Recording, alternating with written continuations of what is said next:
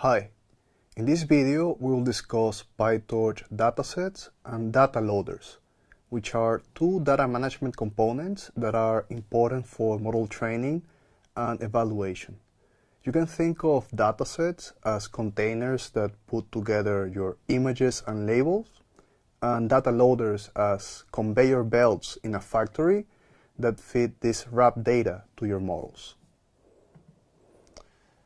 Our learning goals are to create these dataset objects in PyTorch so that we can wrap images and target values together.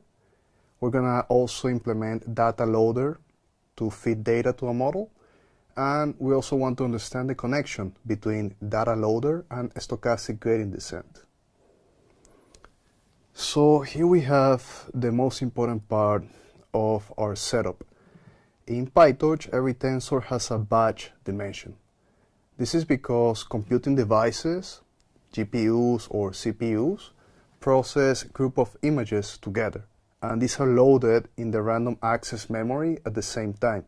So if we have a batch of 10 images, the 10 of them are in the random access memory of the computer at the same time.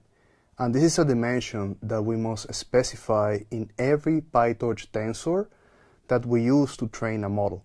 We have seen that this dimension appears as the first number that we have for every tensor that we feed to a model. So even if we feed a single image to a model, we have to be explicit about this. We have to say that the batch dimension has one element, as we're seeing here. This particular image also has one color channel.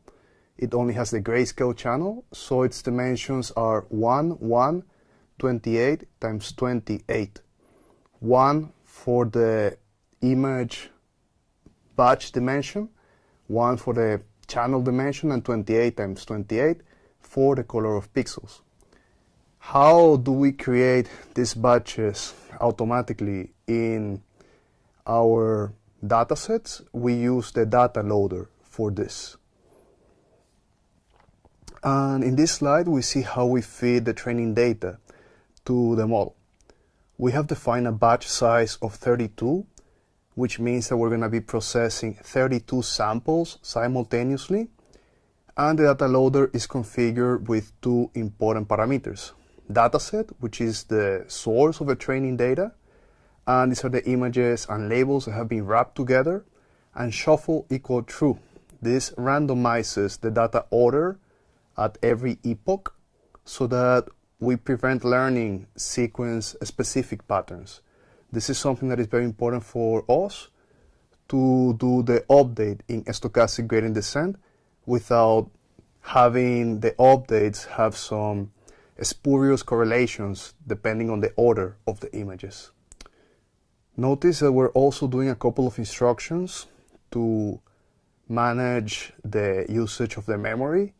We're using model2device to move our model to either the GPU or the CPU. We move it to the GPU if it's available. And this is a crucial step for GPU acceleration.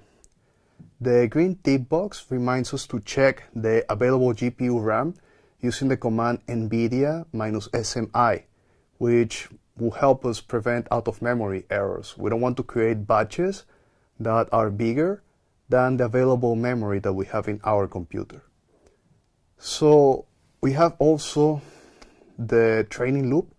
We have this syntax for images, labels in train loader that allows us to loop automatically through the data in each batch iteration. A critical detail is that both images and labels must be moved explicitly to the same device as the model is operating on.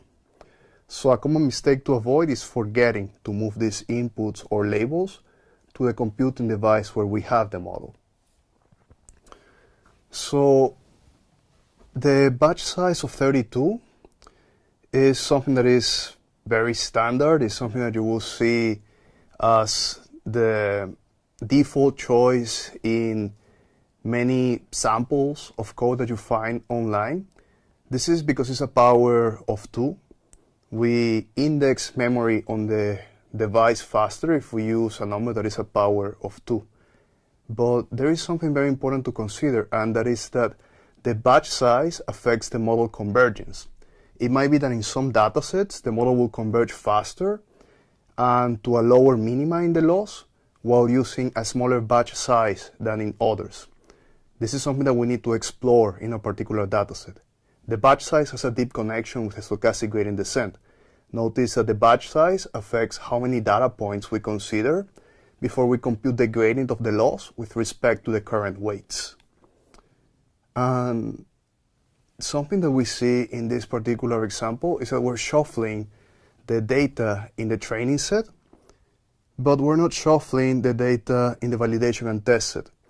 This is because it's unnecessary to shuffle the data on the validation and the test set.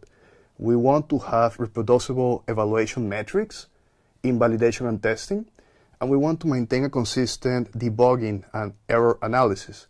So this is important for us to have some deterministic performance assessment of the model. So let's dive now into how PyTorch defines the dataset class, how we use this under the hood. We have 3 essential methods that every custom dataset must implement. We must have an init method, which is the constructor that initializes the dataset. If we're creating our dataset from a pandas data frame, for example, we need to pass it here.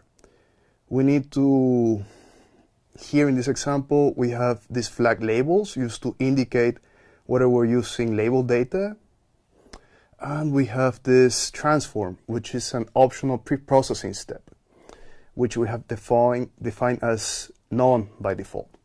Think of init as setting up your workspace before starting work. Is the way that you organize your data and your tools in memory. Is like, this is the content of the dataset. This is what's going to be alive in memory when I create an instance of the dataset. The len method tells PyTorch how many samples we have in our dataset. Is the number of data points that are going to be in the dataset. And this helps the DataLoader calculate the number of batches. The getItem method is what we call whenever we put square brackets on an item of the dataset, and it's what allows us to retrieve an element from it. We need to implement these 3 methods in order for the DataLoader to be able to work with our data. So in the example that we're going to be doing in the practical part, we will see the creation of a dataset from CSV files in a lot of detail.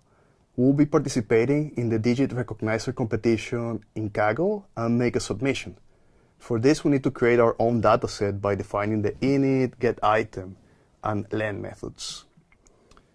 So let's conclude by tying together the key concepts that we have covered about PyTorch data handling. We have the dataset objects as something that provide a structure and access to the data in a uniform way. The getItem and len methods provide a standardized interface so that the DataLoader can access our content. And the DataLoader has a very important role in batch processing. The shuffling that we do on the training dataset is super important for a stochastic gradient descent, and also the size of the samples that we use when doing updates using a stochastic gradient descent is defined by the DataLoader. The stochastic part of SGD comes from this part of random sampling. So this is what we have for this video. Please take some time to go through the exercises in the Kaggle notebook.